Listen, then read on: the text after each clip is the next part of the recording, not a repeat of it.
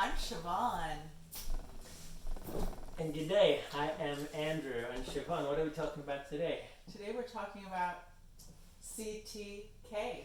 CTK is an idea we had, stands for consent to kiss. And the best way to explain it is we're actually going to talk about Siobhan's socially distanced date from last week. Siobhan, would you like to talk about that? Not really, but I will. So last week I went on a socially distanced date, and the gentleman who took me on a date was very good looking, but I wasn't feeling it. And at the end of the night, I, out of courtesy, drove him home. And when we arrived to his home, he, asked me for the second or maybe third time to come up to his place, which I, for the second or third time, refused.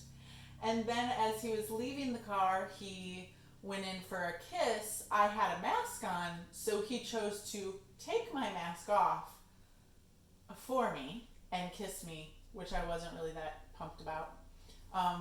But so then I pulled back, and then he said, "Oh, I didn't think you'd be so shy." And I was like, okay, I'm not shy, I just don't want to kiss. And so then he went in for another kiss, and I said no, and then he forced another kiss on me. He stole one away.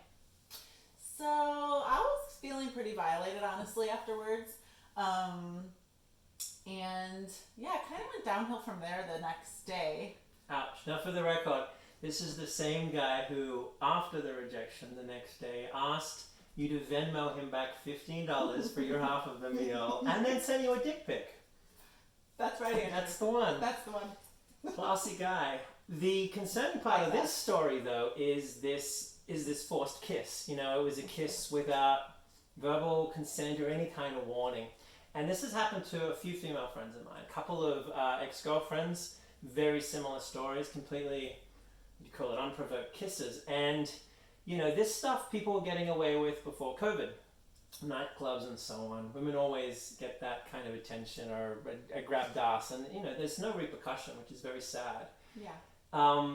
But during COVID, it's terrible because suddenly, you're putting this person at risk, your housemates at risk, your family. So, this is certainly leaving, I don't want to sound too dramatic here, but this is certainly leading to the death of people when you look at the aggregate of yes, people are dating during COVID, and even in socially distant states, there are men who are these stealing kisses.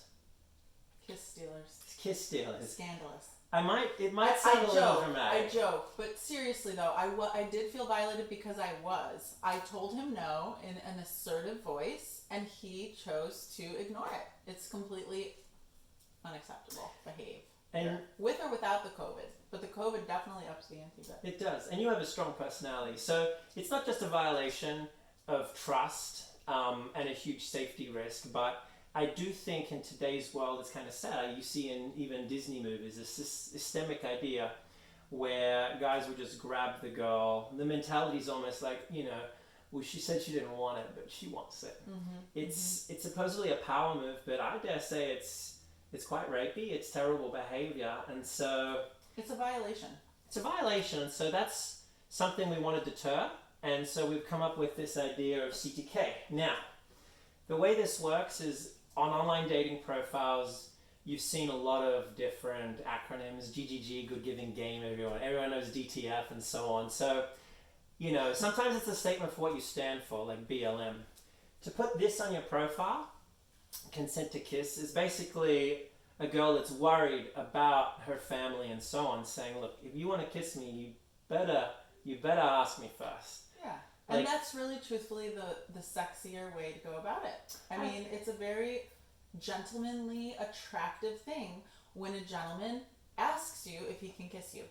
That is what women really appreciate, and at least the women that I'm hanging around, we really appreciate that when you guys ask us, for on a first date, if you can kiss us, yeah.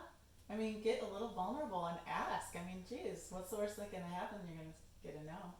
I wish I'd known this. It's better than a poke in the eye, though. I wish I'd known this for my first kiss. This idea that, it can be very sexy to ask. It's a statement. Oh, I think what you said is incredibly sexy. I'd love to kiss you. Or just that simple permission. It's like, I'd really like to kiss you. I understand that during COVID times, that's a risk.